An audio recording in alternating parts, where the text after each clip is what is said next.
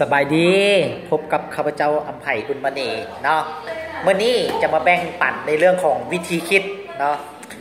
2วิธีคิดที่เฮ็ดให้ประสบผลสำเร็จในชีวิตไวเนาะ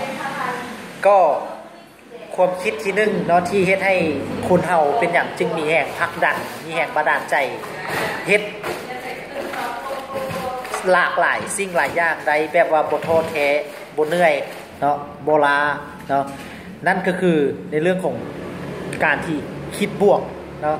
คนที่เขาประสบผลสำเร็จในชีวิตเนาะสิ่งนึงที่เขามีนั่นคือความคิดหรือ mindset เนาะ mindset คือสิ่งที่สำคัญอันดับต้นๆในการเริ่มต้นในการเฮ็ดทุกสิ่งทุกอย่างเนาะเริ่มจากความคิดก่อนสิ่งที่เราต้องคิดนั่นก็คือเราต้องคิดว่าตัวเองเฮ็ดใดเนาะคิดว่าตัวเองนี่เป็นคนมีความรู้ความสามารถเป็นคนที่มีความอดทนเนาะผิดกับคนจนเนาะคนที่เขาเรียกว่าเกิดมาแล้วค่อยบ่เก่งเนาะค่อยบ่มีความรู้อันนั้นคือความคิดลบทั้งเบิดเลยเนาะแม้กระทั่งความคิดของเจ้าบ่ผ่านแล้วสิเฮ็ดหยังใดในโลกใบนี้ในอาชีพอื่นๆเนาะฉะนั้นสิ่งหนึ่งของที่เฮ็ดให้เศรษฐีประสบผลสำเร็จในนั่นคือ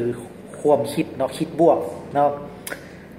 คิดบวกเมื่อเราคิดว่าเราเฮ็ดใดเราจะหาวิธีการเนาะเราจะเฮ็ดทุกวิธีการว่าเฮ็ดแนวใดมันจึงจะเฮ็ดใด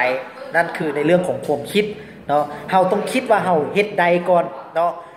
ในโลกใบนี้เนาะบ่มีอาชีพใดเนาะที่คนเฮ็ดบ่ได้ถ้าคนมันเฮ็ดได้คนย่อมเฮ็ดได้เนาะให้ลองคิดเบิ่งเป็นหยังคนอื่นเฮ็ดได้เป็นหยังเฮาเฮ็ดบ่ได้คนอื่นเฮ็ดได้เพราะเขาเก่งคนอื่นเฮ็ดได้เพราะเขามีความสามารถคนอื่นเฮ็ดได้เพราะเขามีความพยายามเนาะที่แข็งกล้าที่จะคิดกล้าที่จะประสบผลสำเร็จในชีวิตเนาะนั่นคือในเรื่องของความคิดเนาะข้อที่2เนาะคนที่เขาประสบผลสำเร็จเขาคิดใหญ่เนาะผิดกับคนจนเนาะคิดเล็กๆคิดน้อยๆเนาะคิดเอาน้อยๆก่อน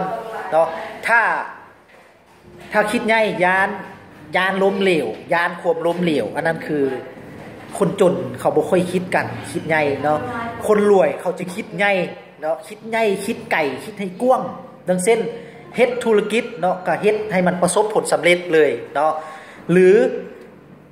อยากเปิดร้านอาหารก็ต้องเปิดให้มันดังๆเนาะหรือว่าอยากเฮ็ดสาขาอาชีพใดเนาะต้องเฮ็ดให้มันดังๆเนาะให้มันใหญ่ให้มันประสบผลสำเร็จในชีวิตไวเนาะนั่นคือความคิดที่ข้าพเจ้าจะมาแบ่งปันในมื้อนี้เนาะ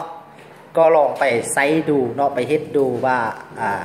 มันจะได้ผลสำใดเพราะข้าพเจ้าไซมาแล้วเกิดขึ้นจริงกับชีวิตของข้าพเจ้าเนาะมาถึงปัจจุบันนี้